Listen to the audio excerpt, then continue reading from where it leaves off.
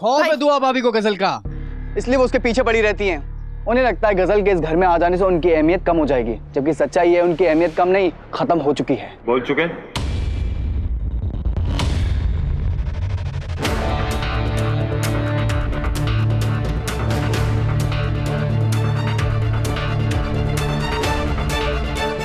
जब भी कुछ कहना बाकी है।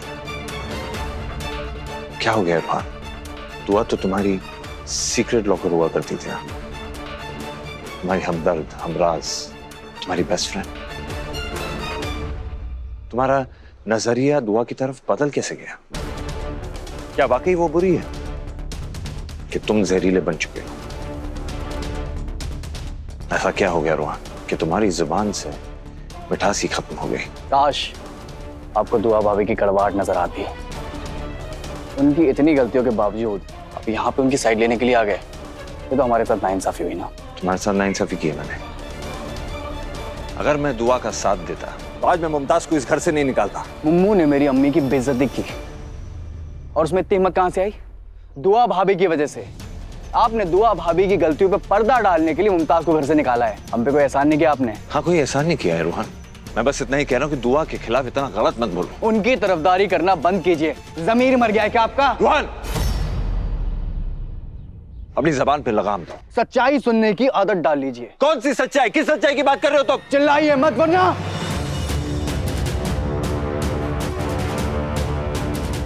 वरना वरना क्या करोगे? भाई दूर रही है। भाईजान नहीं, तुम करोगे क्या? बताओ। वरना क्या? वरना जैसा सवाल होगा वैसा जवाब मिलेगा आपको। अच्छा, तुम मुझे जवाब देगा? कैसे जवाब देगा? अगर मैंने तुझ पे हाथ उठाया तो मुझ पे हाथ दूर है, ठीक? हाँ, हाथ उठा, उठा। मत उकसाइए, बता रहा हूं। क्या करेगा? मारेगा? मार मार।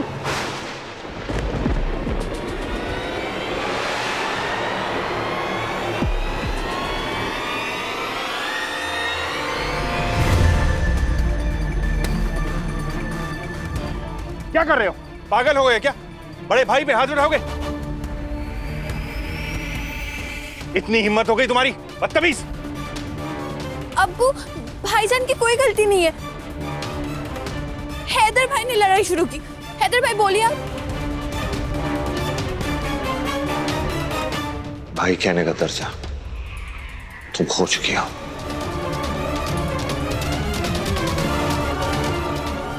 क्या अजाब आ गया है इस घर पे। भाई भाई का दुश्मन हो गया है। पता नहीं किसकी बुरी नजर लग गई है इस घर पर। इस घर को किसी की नजर नहीं लगी है।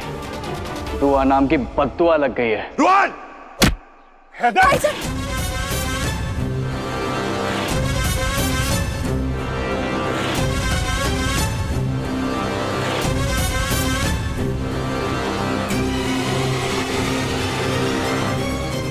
रोहन, देख,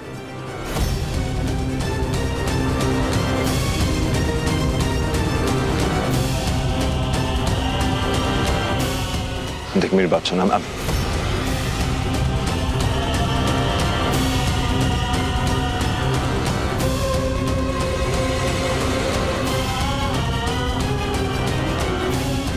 रोहन, देख मेरी बात, सबसे गलती हो गई, मुझे माफ कर दो। रोहन! रोहन, मेरी बात सुनो! रोहन! रोहन!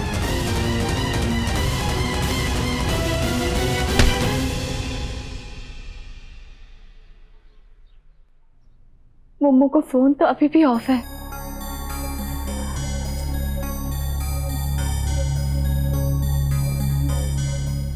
भाभी, कायनात, तुम रो क्यों रही हो? क्या बात है? भाभी अब सही कहती थी। वो गजल हमारे घर को बर्बाद करना चाहती है। उसने शुरुआत कर दी भाभी, और हम कुछ नहीं कर पाए। आज मुम्मो से रिश्ता टूटा है, कल किसी और से टूटेगा। फिक्र मत करो, कुछ नहीं होगा, मैं हूं ना। चुप हो जाओ, चलो। दुआ,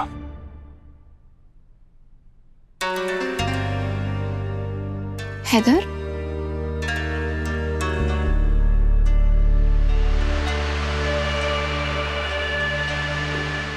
हैदर, क्या बात है? बताएंगे? आप इतने मायूस क्यों लग रहे हैं?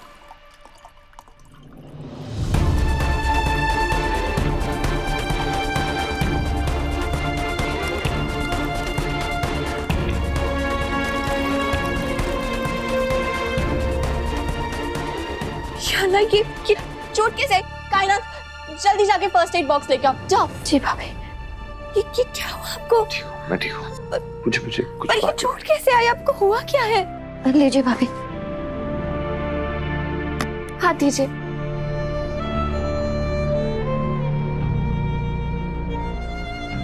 बहुत दर्द हो रहा है क्या? मैं बहुत बुरा हूं ना दुआ,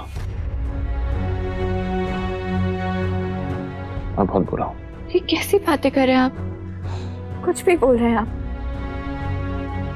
अच्छा पता है दुआ, मेरा भाई मेरी जान मुझसे दूर होते जा रहा है, और ये बात मुझसे जरा भी बर्दाश्त नहीं हो रही है, जरा भी नहीं। कहीं ऐसा ना हो कि एक दिन ऐसा है कि हम दोनों एक दूसरे की शक्ल देखना मंजूर ही ना करें।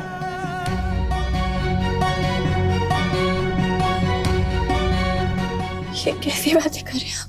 क्योंकि आज फिर मैंने उस पर हाथ उठाया। इस घर को किसी की नजर नहीं लगी है, दुआ नाम की बद्दुआ लग गई है। रुहान!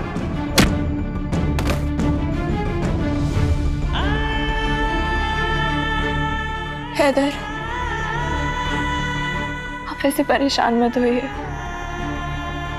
मैं आपको ऐसे नहीं देख पाऊंगी। मैं भी नहीं देख सकता अपने भाई को खुद से दूर होते हुए, नहीं देख सकता मैं तो। अगर रोहन मुझसे दूर हो गया ना, तो मैं खुद को कभी माफ नहीं करूंगा, क्योंकि रोहन सिर्फ मेरा भाई नहीं, मेरे बेटे जैसा है। तुमसे बस यही दरख्वास्त हुआ, फाजिल के खिलाफ मत जाओ, उसे अपना लो। मैं जानता हूं कि ये तुम्हारे लिए आसान नहीं होने वाला, लेकिन घर को बचाने के लिए यही सही है। अगर रोहान मुझसे दूर चले गया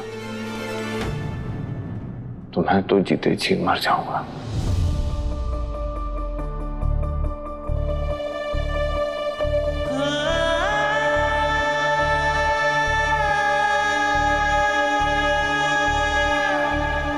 अगर एक शौहर की बात नहीं मान सकती तो कम से कम एक बाप की अर्जी सुन लो, उसकी मुखालिफत करना बंद करो प्लीज।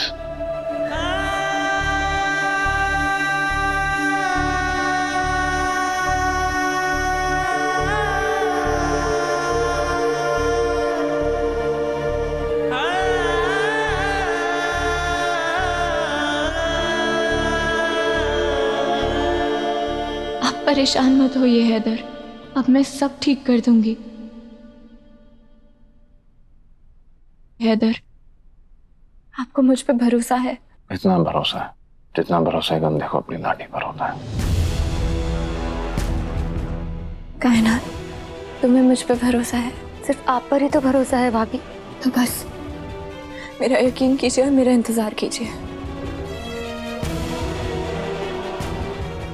दुआ, दुआ, अरे बात तो सुनो, जा कर रही हो?